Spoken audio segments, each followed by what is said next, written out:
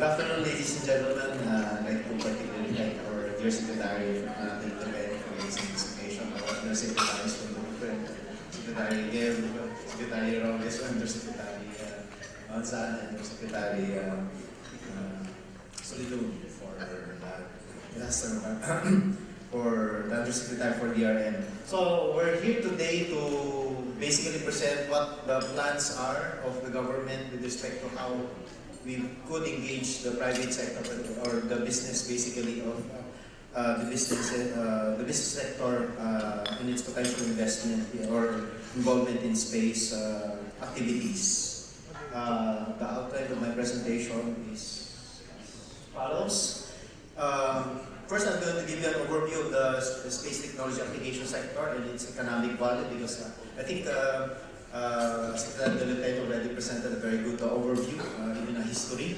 We can even write that in, I think, in a good book when you start reading a book on history of space in the Philippines. The purpose of why we're coming up with a clear policy on space, a little bit of history, the alignment of national plans, the proposed Philippine Space Development Act, the strategies, and possible areas of collaboration.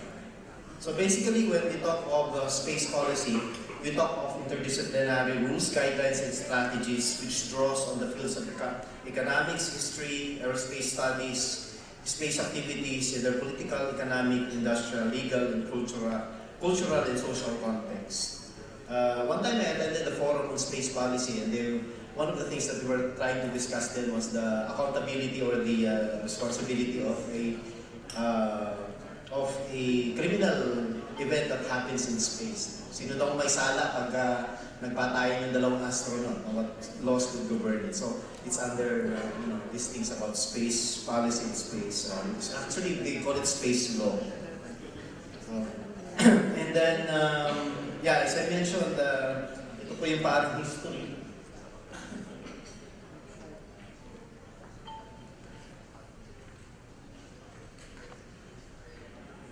Okay, so we could categorize space technology applications into two basic sectors. One is what we call the upstream side, which is basically the provision of technology that will enable applications. No? Then you have the downstream side, which talks of the exploitation of the technology to serve a certain purpose. And in the upstream side, of course, you have this space segment prime, which consists of subsystems or components of suppliers, the ground segment prime, subsystems and components, research and consultancy, and other support products and services, mainly the provision of materials, tools, and technology. The downstream side perhaps is more relatable to many of us. In fact, I started in the field of space utilizing the products coming out of this segment of the technology. So you have a way to broadcast satellite data, so we're very large users of space communication facilities, Earth observation, and of course value adding of imageries and data that's coming out of satellites are also becoming more and more pervasive nowadays. Of course, if you use Google Earth or Google Maps, you're actually a big user of satellite data. In the Philippines, perhaps more, these are, let me show you the value proposition of space technology. The global aerospace industry is worth about $838 billion US. This consists basically of the segment involving OEMs and sub-tier manufacturers, which comprise basically 54% of all activities.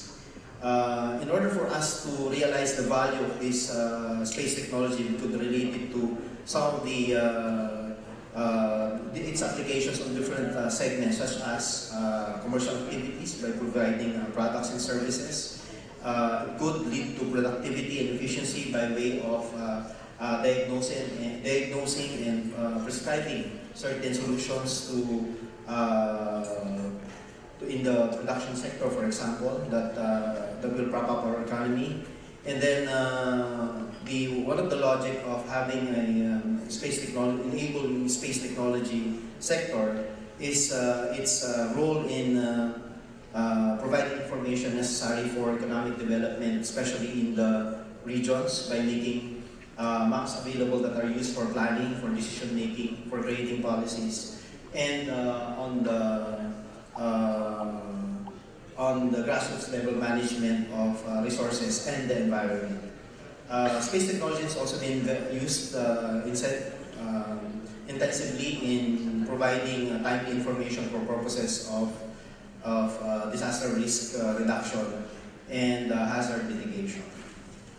So why do we need a policy? As I mentioned earlier, this requires a set of interdisciplinary rules, guidelines, and strategies which draws from on different fields of economic history and security studies, development studies, political science, to guide space activities in the political, economic, industrial, legal, and cultural context. Earlier, Secretary De La Peña mentioned the history of the space policy in the Philippines, starting with the treaty that turns the jurisdiction of all celestial bodies, including the orbits around these bodies, over international community, which has not been ratified by any of its 18 member states, including the Philippines. So we started off with in a small step. In 1980, we were members in the UN Nations Committee on Peaceful Applications of Outer Space. And from there on, our awareness on space applications had prospered, beginning with the creation of the Committee on Remote Sensing, and then which was reconstituted to come up with the Inter-Agency Committee on Space Technology Applications in 1995. This led basically to the development of the National Space Technology Applications Roadmap that was crafted in 2005. In 2011, a Presidential Administrative Order number 16 was issued, which directed basically government entities to coordinate with our national mapping agency in the acquisition of data for airborne and spaceborne platforms. But this involves only the acquisition of the data. So then in 2012, the Philippine Space Bill was first proposed by Angelo Palmones to the House of Representatives. From there on, a baseline research on the space science and technology applications were conducted by the Manila Observatory, which was basically supported by Mr. recognizing the value of space technology and its increasing role in public. So here we are. From 2014 up to 2017, we came up with the Space Development Utilization Policy, the National Space Development Program, which was conducted by Regular Space Tech, which is also Fishery funded. And now we are focusing based on the approval of the House of Representatives and the Senate of the Space Development Act.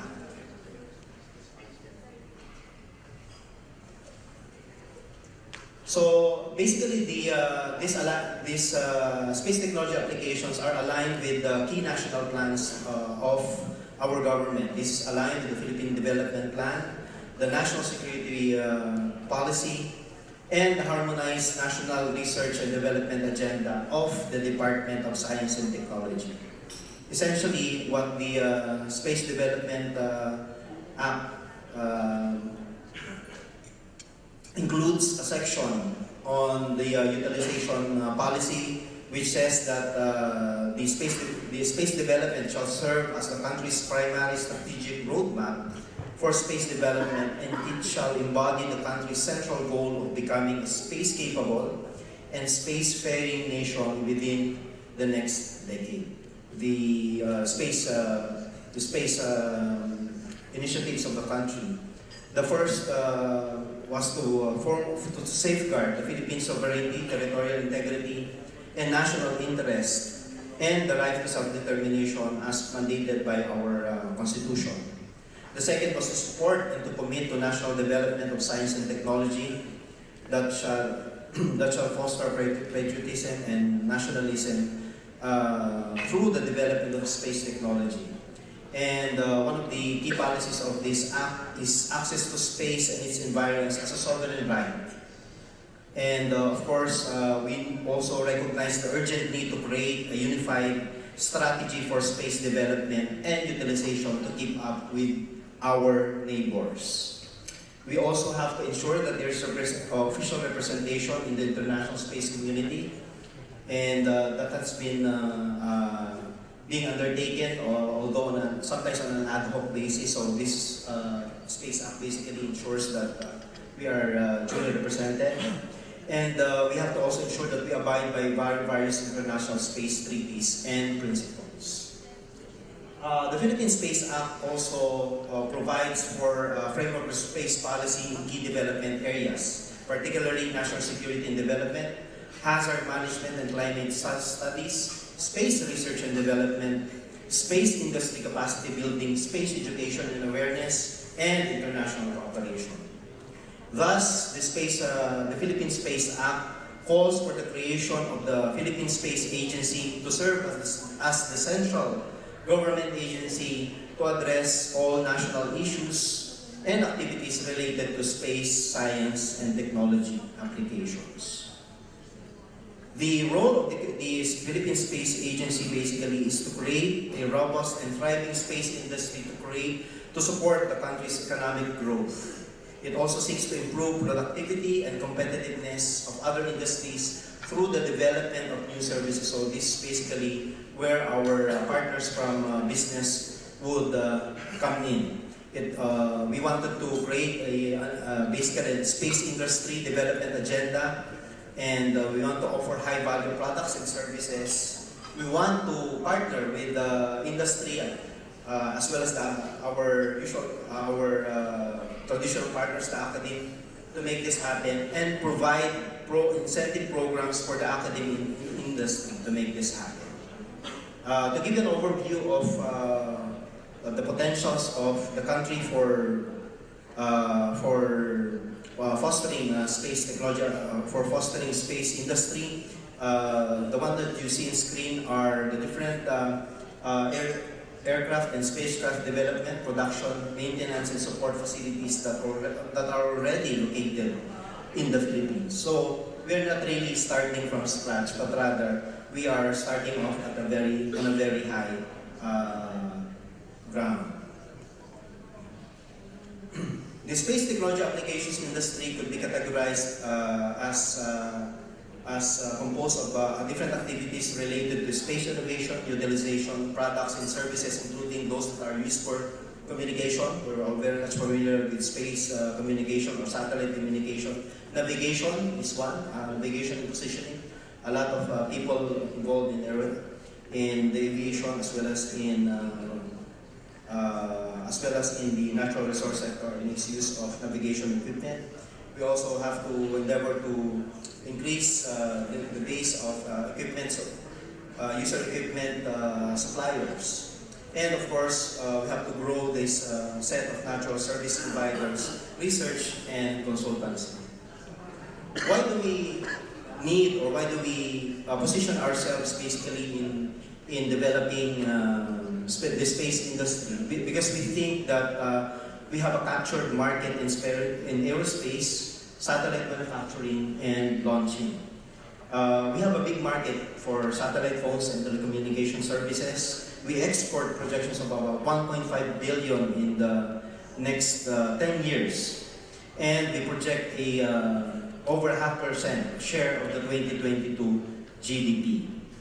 Because and aside from that, as we've all seen throughout the different programs that were already initiated by the Department of Science and Technology, we have built a local pool of local talents in producing remote sensing products and applications utilizing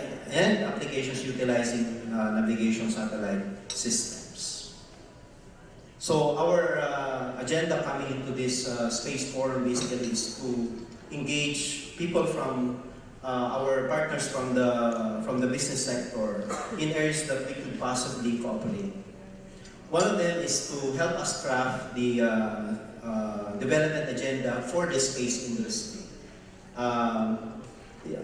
Young as it is in the Philippines, we know that the business sector has a very large role to play in making this happen.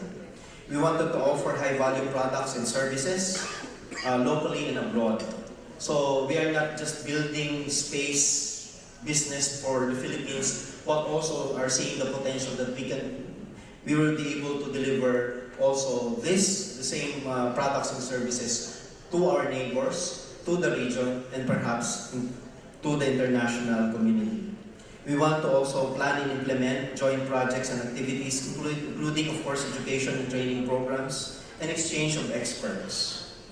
We want to also develop policy reforms. For example, we wanted to include the aerospace manufacturing as a pioneering industry with the extension of tax holidays between, say, 4 to 6 years to 6 to 8 years in the investment priority plan. And we know that we will not be able to do this alone. We need the voice of the private sector to help us push through with this. We want also your involvement for a continuous review and improvement of policies and incentives supportive of the aerospace industries. We also want inclusion of government promotions and programs such as anything that will help us to basically promote this fledgling sector through the different exhibitions, conferences, trade shows, and the development of a long-term space development plan.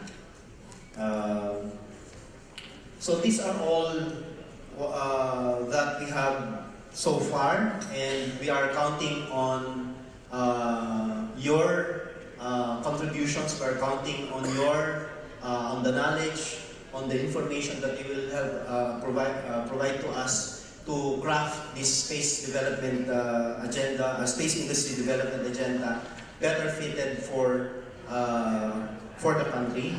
We also want your help in ensuring or making sure that our legislators hear our voice collectively, so that the Space Act will eventually be passed. And I hope this is also not the last forum that we will be having, but further down the road, I think this it's not really even the first, but it's one of the mainstream of